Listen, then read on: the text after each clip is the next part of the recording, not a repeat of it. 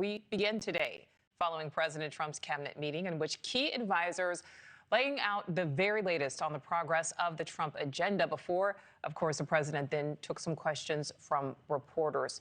Many of those questions pointing toward Secretary of War Pete Hegseth, as he is facing mounting backlash over strikes in the Caribbean, with lawmakers now pushing the administration to release more information on the decision to strike a boat twice back in September, killing potential survivors instead of arresting those survivors. NewsNation's Kelly Myers live for us at the White House. Kelly, President Trump and Secretary Hegseth both commenting on that strike moments ago. Yeah, the White House really standing by Secretary of War Pete Hegseth, that it was Navy Admiral Frank Bradley who ordered a second strike on the alleged drug boat back in September. The question over who ordered the strike, it's causing controversy due to calls on Capitol Hill to investigate alleged war crimes potentially. This is something the Washington Post reported, that it was Secretary Hegseth that ordered a second attack to kill the survivors clinging to the wreckage.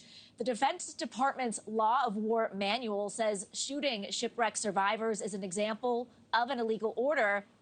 The White House and the Department of War say Admiral Bradley worked well within his authority and law. We just heard, as you mentioned, from the president and the Secretary of War. They were asked about this. This was certainly a major focus in the questions of that over 2-hour-long cabinet meeting. And this is what they had to say. Take a listen. I didn't know about the second strike. I didn't know anything about people. I wasn't involved in it. I knew they took out a boat. But I would say this, they had a strike.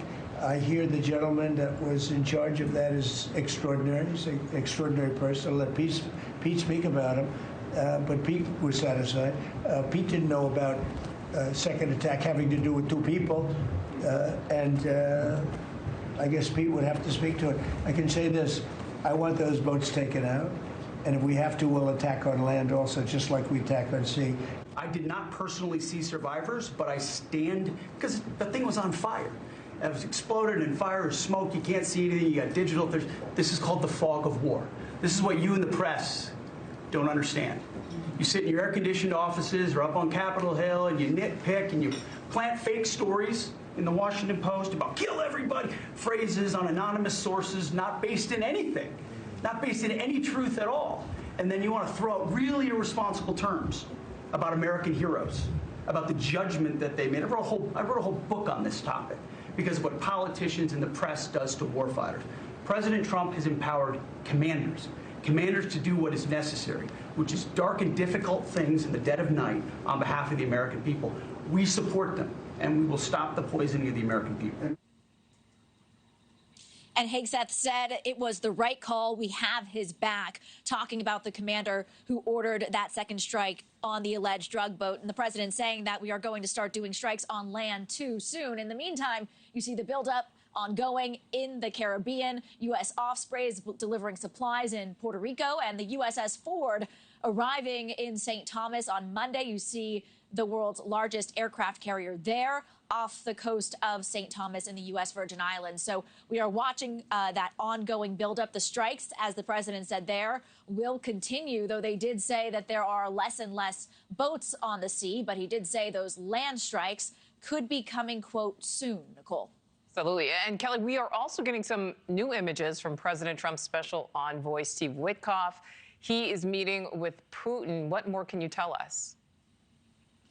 Yeah, Nichole, and as far as we know, that meeting is potentially still ongoing. We know it's Secretary Steve Witkoff and Secretary Rubio actually talked about this in that cabinet meeting a few moments ago, just talking about the effort from this administration to end the war in Ukraine, saying that Witkoff is there right now, meeting face-to-face. You see it there with Russian President Vladimir Putin. He is also alongside the president's son-in-law, Jared Kushner, there at the table in Moscow.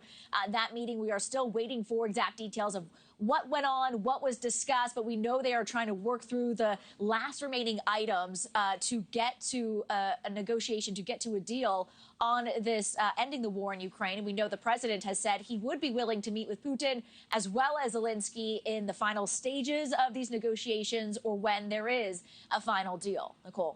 All right, Kelly Meyer live for us, monitoring it all at the White House. Kelly, thank you. Thank you for watching. Subscribe below and download our NewsNation app right now on your phone, and you will get fact-based, unbiased news for all Americans.